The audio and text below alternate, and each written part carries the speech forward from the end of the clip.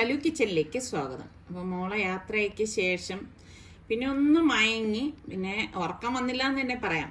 രാവിലെ തന്നെ എഴുന്നേറ്റ് വന്നു. അപ്പം ഞാൻ മോളുടെ കുറേ തുണികൾ നനയ്ക്കാനുണ്ടായിരുന്നു, ബെഡ്ഷീറ്റും എല്ലാം. അപ്പം ഞാൻ അതെല്ലാം കൊണ്ടുവന്ന് മെഷീനിലേക്ക് ഇട്ടു. പിന്നെ അവൾക്ക് കളർ പോകുന്ന 1-2 ടവൽസൊക്കെ ഉണ്ടായിരുന്നു. അപ്പോൾ അതൊക്കെ ഞാൻ പുറത്തെ വാഷിംഗ് മെഷീനിൽ ഇട്ടിട്ടാണ് ഒന്ന് വാഷ് ചെയ്തെടുക്കുന്നത്. അപ്പം ഇനിയിപ്പം അവളുടെ തുണികളെല്ലാം ഞാൻ വിചാരിച്ചെല്ലാം കഴുകി ഉണക്കി മടക്കി അലമാരയിലേക്ക് വെക്കാമല്ലോ. പിന്നെ ഇന്നലത്തെ കുക്കിങ്ങിന് ശേഷം കിച്ചൺ ആകെ അലങ്കോലപ്പെട്ട് കിടക്കുകയായിരുന്നു. അപ്പം അതൊന്ന് ഞാൻ ജസ്റ്റ് ഒന്ന് ഒതുക്കി വെച്ചതേ ഉണ്ടായിരുന്നുള്ളൂ. അപ്പം ഞാൻ വിചാരിച്ചു ഇതെല്ലാം ഒന്ന് നന്നായിട്ടൊന്ന് തുടച്ച് എടുത്തൊക്കെ ഒതുക്കി വെക്കാം. അപ്പം ഇനിയിപ്പം ഈ പറഞ്ഞ മാതിരി നോർമലി ഉള്ള കുക്കിങ്ങും കാര്യങ്ങളിലേക്കൊക്കെ വരുമ്പം എപ്പോഴും നമ്മൾ കുക്ക് ചെയ്യുമ്പോൾ നീറ്റായിട്ട് ഇരുന്നാൽ മാത്രമേ നമുക്ക് കുക്ക് ചെയ്യാനുള്ള ആ ഒരു ഇൻട്രസ്റ്റ് തന്നെ വരത്തുള്ളൂ. അപ്പം ഞാൻ ഈ അടുക്കളയെല്ലാം ഒന്ന് ഒതുക്കി പറക്കിയൊക്കെ എടുക്കുകയാണ്. എല്ലാം തുടച്ച് വെക്കുമ്പോൾ നല്ല ഒരു ഫ്രഷ് ഫീൽ ചെയ്യും.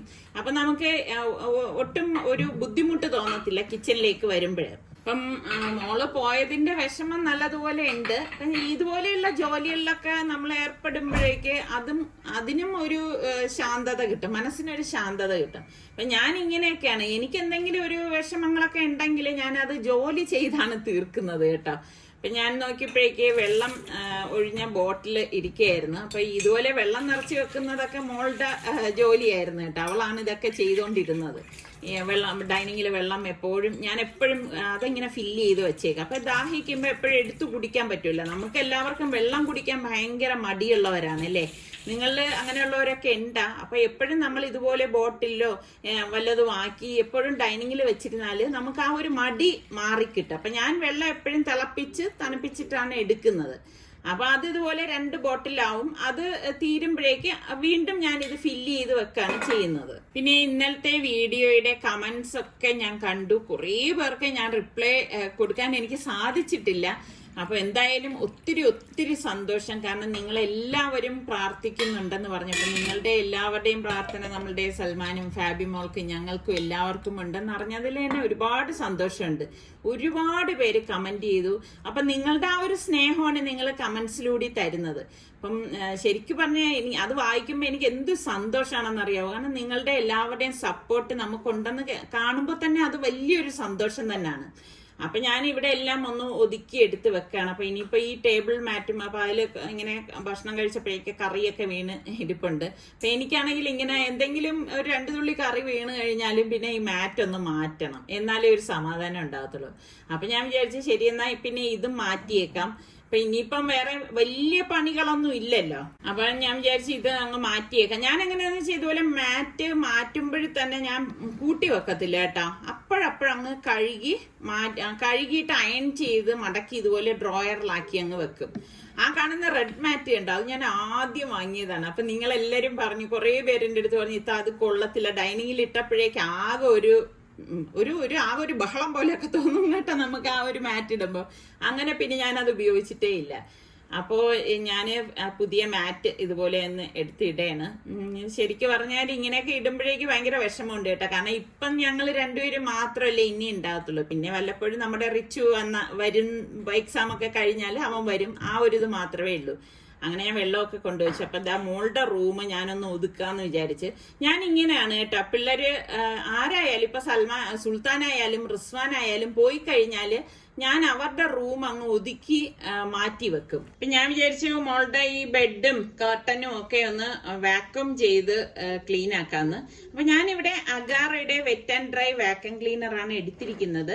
അപ്പൊ ഇതില് ഈ കാണുന്നത് ബ്ലവർ ഔട്ട്ലെറ്റ് ആണ് കേട്ടോ. പിന്നെ അതുപോലെ തന്നെ ഒരുപാട് ബ്രഷുകൾ ഇതിലുണ്ട്. പിന്നെ എക്സ്റ്റെൻഡബിൾ ഓസ് ഉണ്ട്. അതുപോലെ തന്നെ നമുക്ക് എല്ലാ ഇതിനും ഉപയോഗിക്കത്തക്ക ബ്രഷുകളെല്ലാം ഉണ്ട് കേട്ടോ. അപ്പം ഈ മുക്കിനും മൂലയിലും എല്ലാം നമുക്കിത് എടുക്കാൻ പറ്റും. പിന്നെ ഫ്ലോറിന് പ്രത്യേകം ഉണ്ട്. കർട്ടൻ ഇതുപോലെയുള്ളത് സോഫയൊക്കെ ചെയ്യാനായിട്ട് ബ്രഷ് പ്രത്യേകം തന്നെ ഉണ്ട്. അപ്പൊ എല്ലാത്തിനും സെപ്പറേറ്റ് ഉള്ളത് കൊണ്ട് തന്നെ നമുക്കിത് എളുപ്പമാണ്. എക്സ്റ്റെൻഡ് ചെയ്യാനും എളുപ്പമായിട്ടുള്ള സംഭവങ്ങളാണ് കേട്ടോ. ഇതിപ്പോ എക്സ്റ്റെൻഡ് ചെയ്ത് നമുക്ക് എടുക്കാനും പറ്റും. അപ്പോൾ ഞാൻ വിചാരിച്ചു ഇതിപ്പോ എല്ലാം എന്തായാലും നമ്മൾ വാക്യൂം ചെയ്യുക എന്ന് പറയുമ്പോഴേക്ക് നന്നായിട്ട് എല്ലാ പൊടിയും കുറച്ചുപോലും അവിടെ ഉണ്ടാവത്തില്ല. നല്ലതുപോലെ നമുക്കത് സക്ക് ചെയ്ത് എടുക്കുകയും ചെയ്യാൻ പറ്റും. അപ്പൊ പിന്നെ നമ്മൾ തുടച്ചെടുക്കേണ്ട ആവശ്യം വരുന്നില്ല. അപ്പൊ ഞാൻ വിചാരിച്ചു ഇതെല്ലാം ഒന്ന് ക്ലീൻ ചെയ്തെടുക്കാം. ഞാൻ ഇങ്ങനെയാണ്, ഞാൻ പറഞ്ഞില്ലേ പിള്ളേര് പോയി കഴിഞ്ഞാൽ പിന്നെ അവരുടെ റൂം അങ്ങ് നീറ്റ് ആക്കി ഇടും. പിന്നെ ഇവിടെ അവര് വരണം ഇത് ഉപയോഗിക്കണമെങ്കിൽ. അപ്പൊ അവര് വരുന്നതിന് മുന്നോടിയായിട്ട് ഇപ്പൊ സുൽത്താനായാലും റുസ്വാനായാലും അവര് വരുന്നതിന് മുന്നോടിയായിട്ട് വീണ്ടും റൂം ഒന്ന് ക്ലീൻ ചെയ്തിടുകയാണ് ചെയ്യണത്. പിന്നെ ഇടയ്ക്കൊക്കെ വന്ന് പൊടി അടിക്കും. എത്രയൊക്കെ നമ്മൾ ക്ലീൻ ചെയ്തിട്ടാലും അടച്ചിട്ട മുറികളൊക്കെ ആവുമ്പോഴേക്ക് പൊടി പിടിക്കും. അപ്പൊ ഇതുപോലെയുള്ള വാക്യൂം ക്ലീനർ ഒക്കെ വെച്ച് എടുക്കുകയാണെങ്കിൽ നല്ല ക്ലീൻ ആയി കിട്ടുകയും ചെയ്യും. അപ്പൊ അതെല്ലാം കഴിഞ്ഞ ശേഷം ഞാൻ ബെഡ്ഷീറ്റ് പുതിയതൊന്ന് വിരിച്ചിടയാണ്. പഴയതൊക്കെ ഞാൻ പറഞ്ഞില്ലേ നേരത്തെ ഞാൻ വാഷ് ചെയ്യാനായിട്ട് കൊണ്ടിട്ടിട്ടുണ്ടായിരുന്നു. റൂമിന്റെ കാര്യം എടുത്താലും എനിക്ക് ഇങ്ങനെയാണ്, എപ്പോഴും നല്ല നീറ്റായിട്ട് റൂമുകൾ ഇരിക്കണം. അങ്ങനെ കാണുമ്പോഴേക്കും നമുക്ക് നല്ലൊരു ഫ്രഷ്നെസ് അല്ലേ.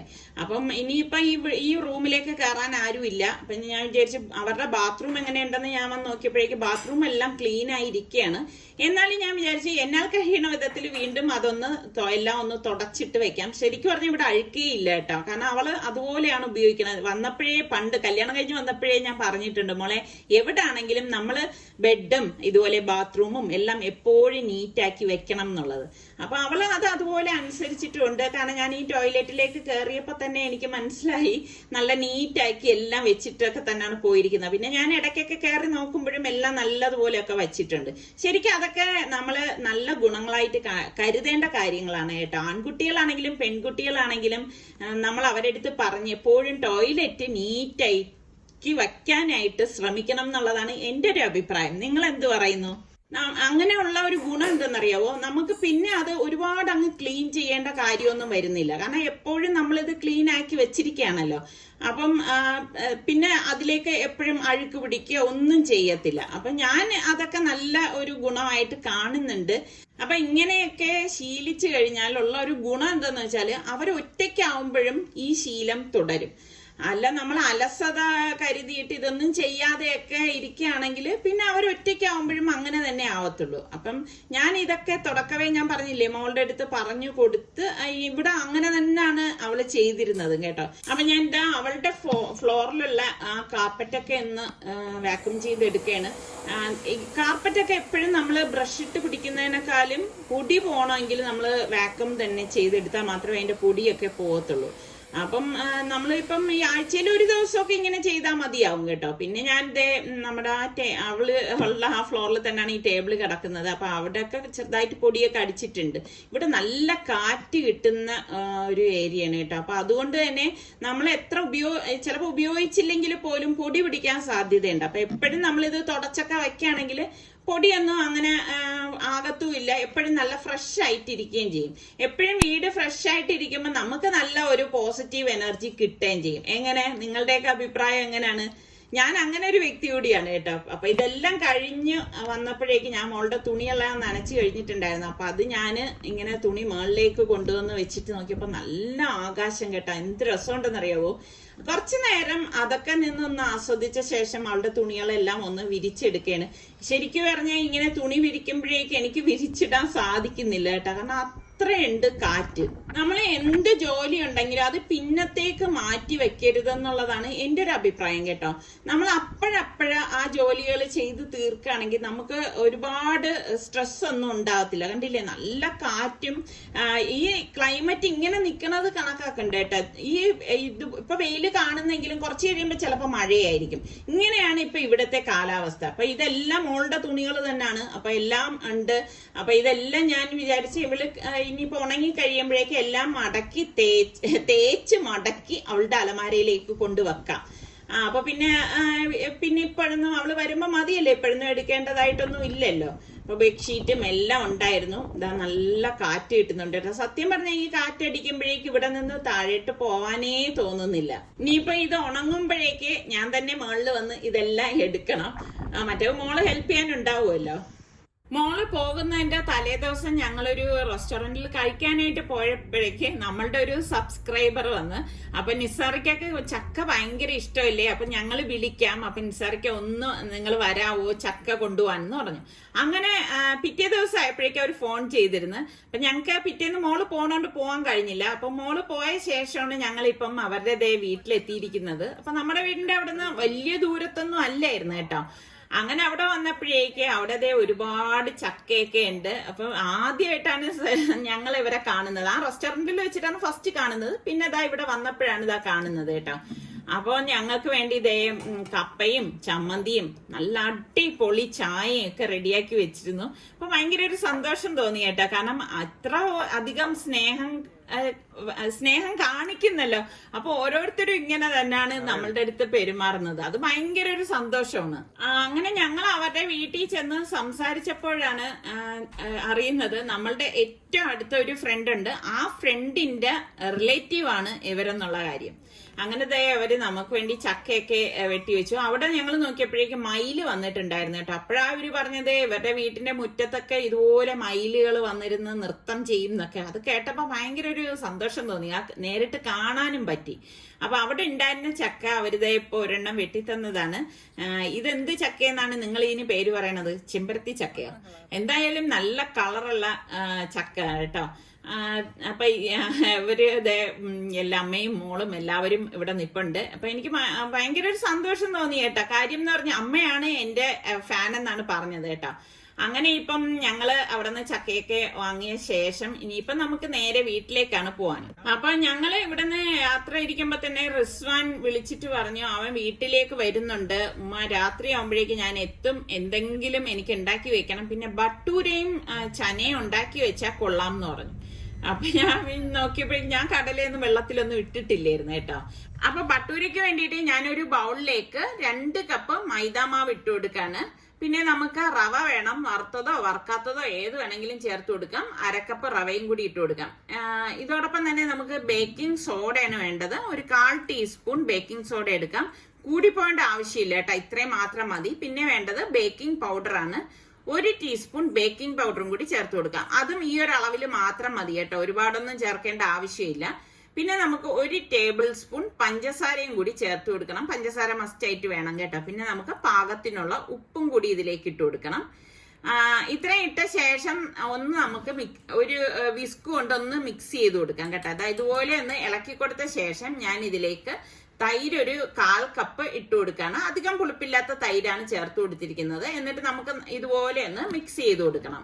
അപ്പൊ ഈ തൈരും ഈ മാവും എല്ലാം കൂടി നല്ലതുപോലെ യോജിക്കത്തക്ക രീതിയിൽ മിക്സ് ചെയ്തതിന് ശേഷം നമുക്ക് ഇതിലേക്ക് വെള്ളം ഒഴിച്ചു കൊടുക്കാം. ഞാനിവിടെ 1 കപ്പ് വെള്ളം എടുത്തിട്ടുണ്ട്. 1 കപ്പ് ഒഴിച്ചു കൊടുക്കൂല കേട്ടാ, കുറേശ്ശെ ഒഴിച്ചിട്ട് നമുക്ക് ഇതൊന്ന് കുഴച്ചു കൊടുത്തു നോക്കണം. അപ്പൊ തൈര് ചേർത്തത് കൊണ്ട് തന്നെ ഒരുപാട് വെള്ളത്തിന്റെ ഒന്നും ആവശ്യം വരത്തില്ല. നമുക്ക് ഒരു ചപ്പാത്തി മാവിന്റെ പരുവം ഉണ്ടല്ലോ, ആ ഒരു പരുവത്തിൽ വേണം നമ്മൾ ഇത് കുഴച്ചെടുക്കാനുള്ളത്. അപ്പൊ ഞാൻ ഇതിവിടെ ഇനിയിപ്പോ ടേബിൾ കൗണ്ടറിൽ ഇട്ടിട്ട് നന്നായിട്ടൊന്ന് കുഴച്ചെടുക്കും. അത് ഞാൻ കാണിക്കുന്നില്ല. അപ്പൊ നിങ്ങൾ കുഴച്ചെടുക്കുമ്പോൾ നല്ലതുപോലെ ഇതൊന്ന് കുഴച്ചെടുത്ത ശേഷം നമുക്കിനി ഇത് അടച്ച് ഒരു 10-15 മിനിറ്റ് മാറ്റി വെക്കണം. അപ്പൊ ചിക്കൻ തയ്യാറാക്കാൻ വേണ്ടി ഞാൻ ഇതാ ഒരു ബൗൾ എടുത്തിട്ടുണ്ട്. ഇതിലേക്ക് നമുക്ക് 4 teaspoon Kashmiri chilli powder, 2 teaspoon മല്ലിപ്പൊടി, 1/2 ടീസ്പൂൺ തരിതരിപ്പായിട്ടുള്ള മുളക്, 1/2 ടീസ്പൂൺ മഞ്ഞള്, 1/2 ടീസ്പൂൺ ഗരം മസാല പൊടി, പിന്നെ 2 ടേബിൾ സ്പൂണ് അരിപ്പൊടിയാണ് ചേർത്ത് കൊടുക്കുന്നത്. പാകത്തിനുള്ള ഉപ്പ് ഇട്ട് കൊടുക്കാം. പിന്നെ ഇഞ്ചി വെളുത്തുള്ളി പേസ്റ്റ് ഞാനിവിടെ 2 ടീസ്പൂൺ ഇട്ട് കൊടുക്കുന്നുണ്ട്. 1/4 കപ്പോളം തൈരും കൂടി ഇതിലേക്ക് ചേർത്തിട്ട് നന്നായിട്ടൊന്ന് മിക്സ് ചെയ്ത് കൊടുക്കാം. അപ്പൊ ഇത് ഇത്രയും ചേർത്തിട്ടാണ് നമ്മൾ ഈ ചിക്കൻ റെഡിയാക്കുന്നത്. അപ്പൊ നമ്മൾ ഇതിലേക്ക് വറുത്ത അരിപ്പൊടി ചേർക്കുന്നത് എന്തിനെന്ന് വെച്ചാൽ നല്ല മൊരുമൊരുപ്പ് കിട്ടും. എന്നിട്ട് നമുക്ക് കുറച്ച് വെള്ളം ഒഴിച്ചിട്ട് ഞാൻ ഈ മസാലയൊന്ന് കുഴമ്പ് രൂപത്തിലാക്കാണ്. അപ്പൊ നിങ്ങൾ എത്ര ചിക്കൻ എടുക്കണോ അതിനനുസരിച്ച് ഇതിൽ ഏറ്റക്കുറച്ചിലൊക്കെ വരുത്താവുന്നതാണ് കേട്ടോ. അപ്പൊ ഞാൻ ചിക്കൻ ഇതിലേക്ക് ഇട്ടിട്ട് ഒന്ന് മിക്സ് ചെയ്തെടുക്കുകയാണ്. അപ്പൊ ഈ മസാല ഇതിലേക്ക് നല്ലതുപോലെ മിക്സ് ആവത്തക്ക രീതിയിൽ നമുക്കൊന്ന് വിരവി കൊടുക്കാം. എന്നിട്ട് ഞാൻ ഇനിയിപ്പോ ഇത് ഫ്രിഡ്ജിൽ വെക്കാണ്. അപ്പം നമ്മൾ ഒരു കഴിക്കാൻ ഉദ്ദേശിക്കുന്നതിന് 1/2 മണിക്കൂർ മുന്നേ മാത്രമേ ഞാനിത് ഗ്രില്ല് ചെയ്യാനായിട്ട് പോകത്തുള്ളൂ കേട്ടോ. എന്നിട്ട് ലാസ്റ്റ് ഞാൻ ഇതിലേക്ക് 1 ടേബിൾ സ്പൂണോളം ഓയിലും കൂടി ഞാൻ ഒഴിച്ചു കൊടുക്കാണ്. സത്യം പറഞ്ഞാൽ ആ മസാല കൂട്ടുന്ന സമയത്താണ് ഓയിൽ ഒഴിക്കേണ്ടിയിരുന്നത്, ഞാൻ വിട്ടുപോയതാണ്. അതുകൊണ്ടാണ് ഞാൻ ലാസ്റ്റ് ഒഴിച്ചത് കേട്ടോ. നിങ്ങൾ എടുക്കുമ്പോൾ ആ മസാല കുഴയ്ക്കുന്ന ആ സമയത്ത് തന്നെ ഓയിൽ ഒഴിച്ചു കൊടുത്താൽ മതി. അപ്പൊ ഞാൻ ഉണ്ടാക്കുന്നതിന് ഞാൻ പറഞ്ഞില്ലേ മുന്നെയാണ് ഓവൻ ചൂടാക്കിയത്. ഇത് അഗാറയുടെ ഓവനാണ് കേട്ടോ, OTG ഓവനാണ്. അപ്പൊ അത് ഒരു 10 മിനിറ്റ് ചൂടാക്കിയ ശേഷമാണ് ഞാൻ ചിക്കൻ എല്ലാം ഈ റാക്കിലേക്ക് വെച്ചു കൊടുക്കുന്നത്. വെച്ചു കൊടുത്ത് അടച്ച ശേഷം ഞാനിത് ഒരു 40 മിനിറ്റ് ആണ് ഗ്രില്ല് ചെയ്ത് എടുക്കുന്നത്. ഈ സമയം ഞാൻ ബട്ടൂര തയ്യാറാക്കാൻ വേണ്ടിയിട്ട് പാനിലേക്ക് ഓയിൽ ഒഴിച്ചിട്ട് എണ്ണ നല്ലതായിട്ട് ചൂടായ ശേഷം മാത്രമേ നമ്മൾ പരത്തിയിരിക്കുന്ന മാവ് ഇതിലേക്ക് ഇട്ട് കൊടുക്കാവൂ. അപ്പോഴേക്ക് പൂരി പോലെ തന്നെ പൊങ്ങി വരും കേട്ടോ. അപ്പം ബട്ടൂരയുടെ ഗുണം എന്താന്ന് വെച്ചാൽ അത് എണ്ണ കുടിക്കുക ഒന്നും ചെയ്യത്തില്ല. അപ്പൊ എന്താ ഞാനിത് ഫ്രൈ ആക്കി എടുത്തിട്ടുണ്ട്. പെട്ടെന്ന് റെഡിയാക്കി എടുക്കാൻ പറ്റുന്ന ഒരു ഐറ്റം അല്ലേ. ഞാൻ ഇതിനു മുൻപ് പല രീതിയിലുള്ള ബട്ടൂരയൊക്കെ കാണിച്ചിട്ടുണ്ട്. അപ്പൊ നിങ്ങൾ നോക്കിക്കഴിഞ്ഞാൽ നിങ്ങൾക്ക് കിട്ടുന്നതാണ്. സലു കിച്ചൻ ബട്ടൂര എന്നൊക്കെ പറഞ്ഞ് സെർച്ച് ചെയ്ത് കഴിഞ്ഞാൽ നിങ്ങൾക്ക് കിട്ടും. കുട്ടികൾക്കൊക്കെ വളരെ ഇഷ്ടപ്പെടുന്ന ഒരു ഐറ്റം തന്നെയാണ്. ഇപ്പൊ സ്കൂളൊക്കെ തുറന്ന സമയമല്ലേ, പിള്ളേർക്കൊക്കെ ഇഷ്ടമാവും. അപ്പം ഞാൻ ഓരോന്നും ഇതുപോലെ ഇട്ടൊന്ന് ഫ്രൈ ചെയ്തെടുക്കുകയാണ്. ഇത് നമ്മൾ ഫ്രൈ ചെയ്തെടുത്തു കഴിഞ്ഞാലും ഇത് പെട്ടെന്നങ്ങ് താന്നു പോവുകയോ ഒന്നും ചെയ്യത്തില്ല കേട്ടോ. ബലൂൺ പോലെ തന്നെ ഇരിക്കും. അപ്പൊ ഞാൻ ഇതെല്ലാം ഫ്രൈ ചെയ്തെടുക്കുന്നതിന്റെ ഇടയിൽ 20 മിനിറ്റ് കഴിഞ്ഞപ്പോഴേക്ക് നമ്മളുടെ ഈ ചിക്കൻ ഉണ്ടല്ലോ, ടോട്ടലാണ് ഞാനൊരു 40 മിനിറ്റ് പറഞ്ഞത് കേട്ടോ. ഞാനൊരു 150 ഡിഗ്രി സെൽഷ്യസിലാണ് ഇത് റെഡിയാക്കണത്. ഒന്ന് മറച്ചു വെച്ചു കൊടുക്കാണ് കേട്ടോ.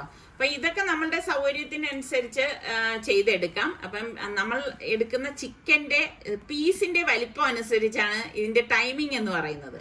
അപ്പൊ ഞാൻ ഇതൊന്ന് മറച്ചു വെച്ചു കൊടുത്ത ശേഷം ബാക്കിയുള്ള ബട്ടൂരയും ഇതുപോലെ ഫ്രൈ ചെയ്തെടുക്കാണ്. നിങ്ങൾക്ക് എത്ര പേർക്ക് ബട്ടൂര ഇഷ്ടമുള്ളവരുണ്ട്?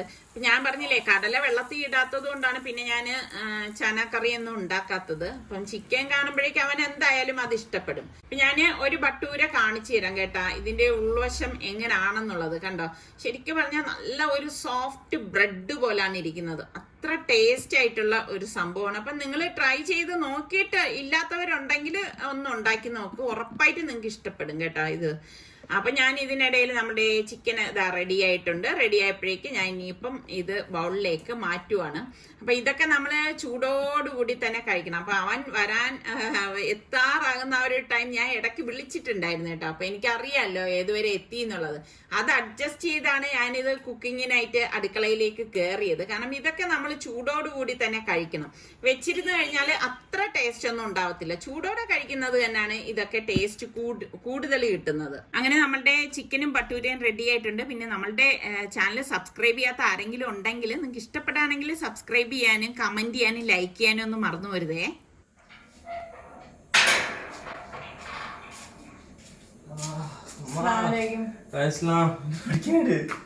നീ 5 മണിക്ക് ഇറങ്ങിയ ആള് എന്താണ് ഇപ്പൊ 3 മണിക്കൂറൊക്കെ എടുക്കും. കഴിക്കാനെടുക്കായിരുന്നു. അല്ല, അന്നേരം ഞാൻ ഇറങ്ങിയപ്പം ട്രെയിൻ ഇല്ലായിരുന്നു. അപ്പൊ ഉമ്മ വാ കഴിക്കായിട്ട് ഞാനാണെങ്കിൽ ഹോസ്റ്റലിൽ നിന്ന് ഡയറക്റ്റ്ലി വന്നതാണ്. നീ കുളിച്ചിട്ട് വാ, പെട്ടെന്ന് ബാഗ് കൊണ്ട് മോളിൽ കൊണ്ട് പോ. കൊടുത്തിട്ട്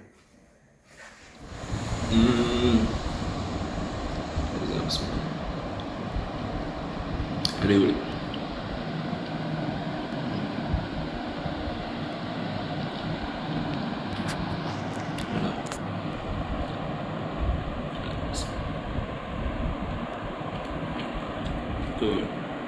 അടിപൊളി.